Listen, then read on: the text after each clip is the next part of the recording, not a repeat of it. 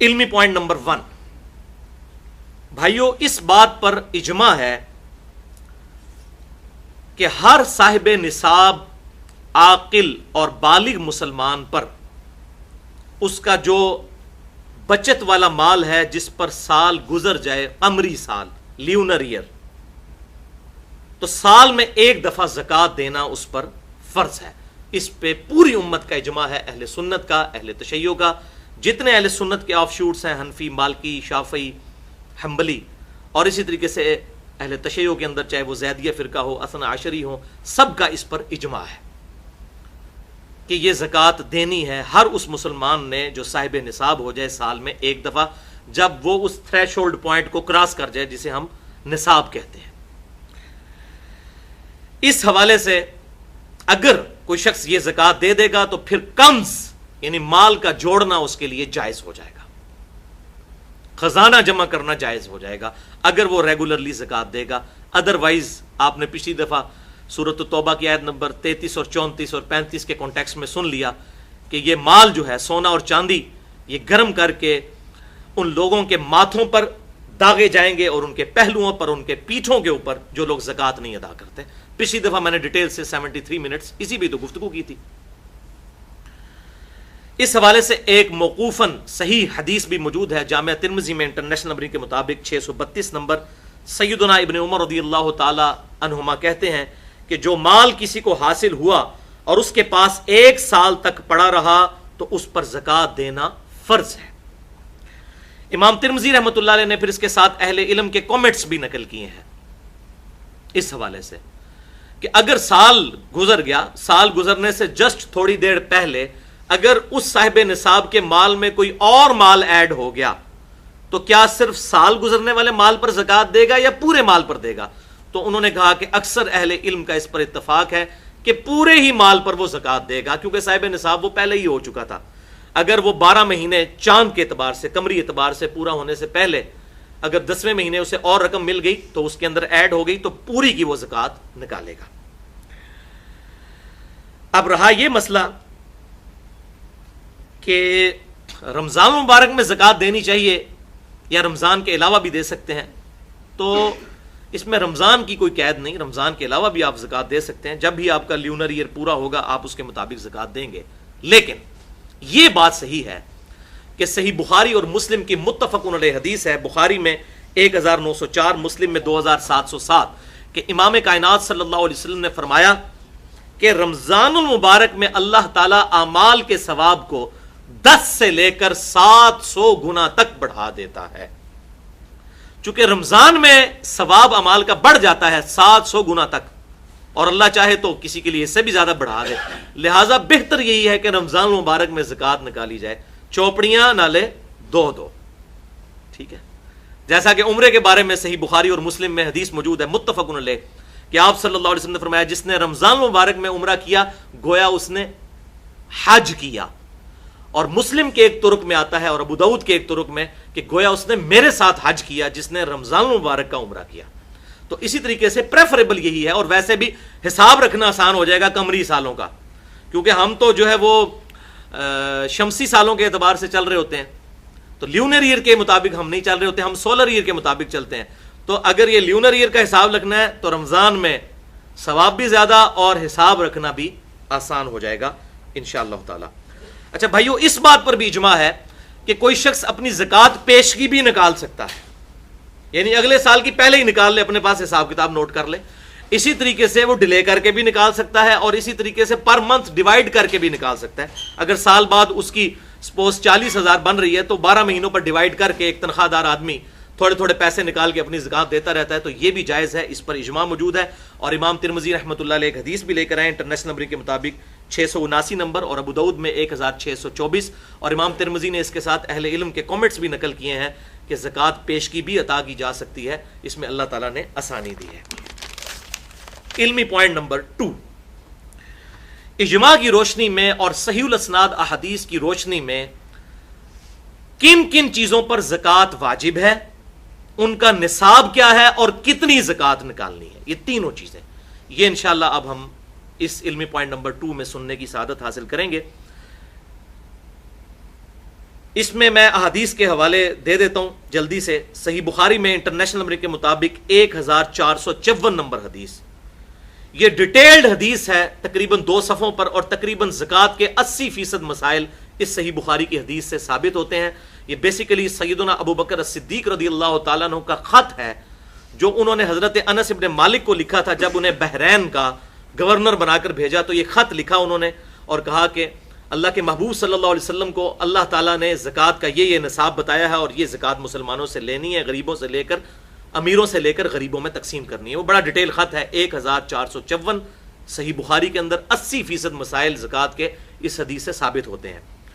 دوسری حدیث ہے 1459 صحیح بخاری میں ہی, صحیح بخاری میں 1483 اور 1499. اسی طریقے سے صحیح مسلم میں 2263, 2265, 2268, اور اس کے علاوہ بھی جامعہ ترمذی میں, سنن ابی داؤد میں, سنن نسائی, سنن ابن ماجہ, الموطا امام مالک, مسند امام احمد, اور بھی احادیث کی کتابوں میں ڈیٹیل کے ساتھ الحمدللہ زکوٰۃ کے احکام و مسائل موجود ہیں. ان کی روشنی میں اور اجماع امت کی روشنی میں کل 10 چیزیں ہیں جن پر زکوٰۃ نکالنا واجب ہے.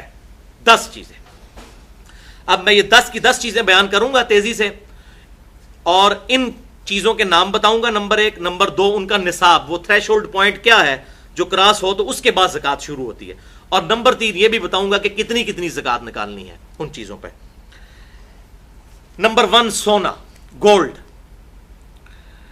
گولڈ اگر کسی کے پاس 20 دینار ہو تو سال میں آدھا دینار اس کی زکوٰۃ دینا ضروری ہو جاتا ہے. 20 دینار آج کل کے دور کے اعتبار سے 7.5 تولے سونا بنتا ہے, اور 1 تولہ 11.664 گرام ہوتا ہے. گرامز میں یہ نصاب بنے گا 87.48, 87.48 گرام. جب کسی کے پاس اتنا گولڈ جمع ہو جائے تو اس نے اس پہ زکوٰۃ دینی ہے. کتنی دینی ہے؟ 2.5%. اور 2.5% نکالنے کا بڑا آسان طریقہ ہے کہ جو اس کی مالیت بن رہی ہے اس کو 40 پہ تقسیم کر دیں تو 2.5% آ جائے گا. 40 پہ تقسیم کرنا ہے. دوسری چیز وہ ہے کرنسی. روپے کی شکل میں, ڈالر کی شکل میں, پاؤنڈ کی شکل میں, ریال کی شکل میں, کسی بھی شکل میں کرنسی. کرنسی چونکہ سونے کا ایکویلنٹ ہے, انشاءاللہ یہ اگلے پوائنٹ میں ڈیٹیل سے اس پہ بحث بھی کروں گا. یہ وہ چیز ہے جو مولوی چھپاتے ہیں اور چاندی کا نصاب لوگوں کو بتاتے ہیں تاکہ اپنی تجوریاں بھریں. حالانکہ چاندی کے نصاب سے تو ایک صحت مند جو ہے وہ بکرا بھی نہیں خریدا جاتا, جبکہ بکرے کا نصاب جو ہے بکریوں کا وہ 40 بکریوں سے شروع ہوتا ہے. وہاں 40 بکریوں سے زکوٰۃ شروع ہوتی ہے, اور یہ لوگ 38,000 روپیہ جو چاندی کا نصاب بن رہا ہے اس کے اوپر زکوٰۃ بتا دیتے ہیں. وہ انشاءاللہ اگلی دفعہ اس میں اگلے پوائنٹ میں بتاتا ہوں. تو کرنسی جو ہے یہ بھی سونے کے ایکویلنٹ ہے, لہٰذا وہی نصاب ہوگا 7.5 تولے سونا یا 87.48 گرام, اور اس پہ بھی 40واں حصہ یعنی 2.5% ادا کرنا ہوگا. تیسری چیز ہے چاندی. اگر کسی کے پاس ہو, جیسے کہ ابھی یہ آرٹیفیشل جیولری کا بھی رواج آیا اور چاندی کا بھی لوگ کام کرتے ہیں, تو چاندی کا نصاب ہے 200 درہم پر 5 درہم. چاندی کا نصاب 200 درہم پر 5 درہم ہے. تو یہ آج کل کے 200 درہم اگر چاندی کے وہ کیلکولیٹ کیے جائیں تو یہ 52.5 تولے چاندی بنتی ہے. اور اگر گرامز میں اسے 11.664 والا فارمولہ لگا کر کیلکولیٹ کیا جائے تو 612.36 گرام یہ بنتا ہے چاندی کا نصاب. اس پہ بھی 40واں حصہ دینا ہوگا. 40 پہ تقسیم کریں گے یا 2.5% نکال لیں. چوتھی چیز ہے مال تجارت. مال تجارت سے مراد ہے کہ اگر کوئی شخص کسی کی دکان ہے, اس میں اس نے کپڑا رکھا ہوا ہے, یا میڈیکل سٹور ہے, اس میں اس نے ادویات رکھی ہوئی ہیں جو اس کے پاس رہتی ہیں, جو اس نے کاروبار کے اندر اپنا سارا مال لگایا ہوا ہے, اور وہ سٹور کی انوینٹری کی فارم میں موجود ہے. اسی طریقے سے کمرشل پلاٹس ہیں کسی کے پاس, بیچنے کی غرض سے وہ پلاٹس خریدتا ہے. ویسے اگر پلاٹ ہے کسی کے پاس, جب تک اس پہ زرعی زمین کے اوپر کاشتکاری نہ کی جائے تو اس پہ زکوٰۃ نہیں بنتی, وہ تو کاشتکاری کے اوپر زکوٰۃ ہوتی ہے اگر کی جائے, ورنہ کوئی نہیں. لیکن کمرشل پلاٹس بیچنے کی نیت سے جو لیے جاتے ہیں, چاہے پراپرٹی ڈیلر لے یا عام آدمی اپنی سیونگ کو یہ کر لے, چلاک بننے کی کوشش کرے کہ وہ سونے کی بجائے پلاٹ خرید لے اور کہ جی میرے پاس سونا تو نہیں, زکوٰۃ نہیں لگے گی, تو بھائی عقل آپ کی بھی نہیں کام کرتی کہ سیونگ کے اوپر زکوٰۃ ہے. اللہ تعالیٰ کو تو دھوکہ نہیں آپ دے سکتے, اپنے آپ کو دے سکتے ہیں. تو کمرشل پلاٹس جو انسان نے خریدے ہوئے ہیں سیونگ کے طور پہ, ان کی بھی کیلکولیشن پر سونے کا نصاب لگے گا. اور اسی طریقے سے دکان کے اندر جو مال ڈالا ہوا ہے اس پہ بھی 40واں حصہ زکوٰۃ دی جائے گی. 5ویں نمبر پہ ہے زمین کی پیداوار. چاہے وہ غلے کی فارم میں ہو، کھجور کی پھل کی فارم میں، تو اس پہ بھی زکوٰۃ ہے. اور اس کے لیے جو تھریش ہولڈ پوائنٹ ہے، نصاب ہے، وہ ہے 5 وسق. ایک وسق جو ہے وہ 60 سا کے برابر ہوتا ہے، اور ایک سا جو ہے وہ 4 مد کے برابر ہوتا ہے، اور ایک مد 600 گرام بنتے ہیں ہمارے زمانے کے. لہذا یہ پوری ملٹیپلیکیشن کرنے کے بعد 5 وسق جو ہیں وہ بنتے ہیں آج کل کے 720 کلو گرام. تو 720 کلو گرام جس کے پاس غلہ ہوگا تو اس پر اسے زکوٰۃ دینی ہوگی، لیکن غلے کی زکوٰۃ زیادہ ہے. وہ ہم نے جو زکوٰۃ سنی سونے کی، اس سے یہ 4 گنا ہے، 10% زکوٰۃ ہے. اور وہ اس صورت میں 10% ہے، اسے عشر بھی کہتے ہیں، کہ اگر زمین کی پیداوار کو جو پانی ہے وہ بارانی ہو، زمین اس کی یعنی نیچرل اریگیشن ہو، بارش کے ذریعے یا نہر کے ذریعے پانی اس کو لگتا ہو، جس پہ اس کا اپنا خرچہ کوئی نہ آتا ہو، تو پھر عشر دیں گے 10واں حصہ، 100 میں 10 روپے. تو یہ 720 جو ہے اس کو آپ ڈیوائڈ کر لیں 10 کے اوپر، تو یہ 72 kg اس میں سے زکوٰۃ نکالنی ہوگی. اگر زمین جو ہے وہ کنویں کے ذریعے سیراب کی جاتی ہے، ظاہر ہے اس پہ بجلی کا بل بھی دینا پڑے گا، آپ خود بھی اس پہ خرچہ کر رہے ہیں، تو شریعت نے اس میں آسانی دی ہے کہ پھر آدھا عشر دینا ہوگا، یعنی پھر زکوٰۃ جو ہے وہ 5% رہ جائے گی. اس طرح 10%، اس طرح 5%. چھٹی چیز ہے شہد.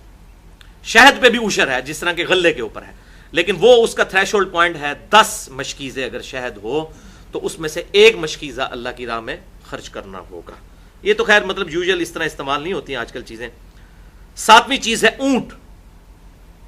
اونٹ کا نصاب جو ہے وہ صحیح بخاری اور مسلم کے اندر آیا ہے، اور بخاری کی اس ڈیٹیل حدیث میں 1454 نمبر، کہ 5 سے کم اونٹوں کے اوپر زکوٰۃ نہیں ہے. 5 اونٹ جس کے پاس ہوں گے تو اس کی زکوٰۃ شروع ہو جائے گی. 5 سے لے کر 24 اونٹوں تک ایک ہی زکوٰۃ نکالنی ہوگی. اور وہ کیا نکالنی ہوگی؟ 1 بکری دینی ہوگی. نارمل بکری 1، یہ زکوٰۃ بنے گی. لیکن جیسے ہی 25 اونٹ ہوں گے تو 25 سے لے کر 35 تک اگر یہ اونٹ پہنچ جاتے ہیں تو پھر آپ کو یہ 35 اونٹوں کے اوپر 1 سال کی اونٹنی جو ہے یہ زکوٰۃ کے طور پر نکالنی ہوگی. اور اس پہ بھی اجماع ہے کہ اس کے بدلے سونا یا کرنسی بھی دی جا سکتی ہے، اس کی ویلیو کیلکولیٹ کر کے. 8ویں چیز ہے گائے.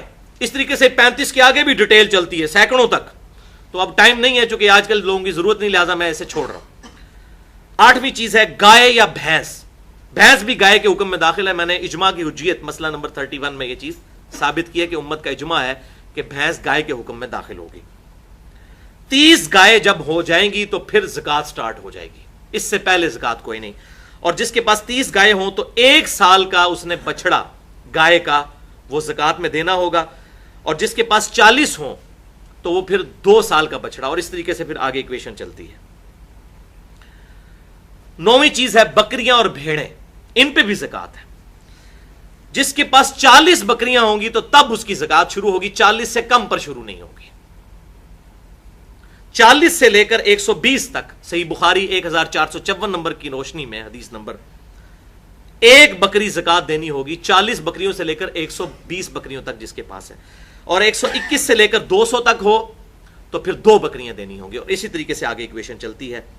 10ویں چیز ہے دفینہ، رکاز یا معدنیات، یہ زمین میں سے نکلا ہوا مال. اس زمانے میں بھی صحیح بخاری میں آتا ہے کہ سونا کسی کی زمین سے نکل آئے، یا معدنیات نکل آئے، نمک نکل آئے، یا آج کل کے دور میں اگر کسی کی خوش قسمتی ہو تو تیل نکل آئے، تو اس پہ بھی زکوٰۃ ہوگی. دفینے کے اوپر زکوٰۃ سب سے زیادہ ہے، سب سے زیادہ زکوٰۃ ہے اس کے اوپر، اور وہ ہے 20%. 100 میں 20 روپے، 5واں حصہ دفینے کے اوپر. یعنی کہ وہ 100 روپے کا مال ہے تو 20% دینا ہوگا، 5واں حصہ اللہ کی راہ میں خرچ کرنا ہوگا. یعنی عشر سے بھی ڈبل ہو گیا. سب سے زیادہ زکوٰۃ جو ہے وہ دفینے کے اوپر ہے، معدنیات کے اوپر ہے. اگر کسی کی زمین سے کوئی ایسا خزانہ نکلا ہے تو یہ سب سے زیادہ زکوٰۃ اس کے اوپر ہے.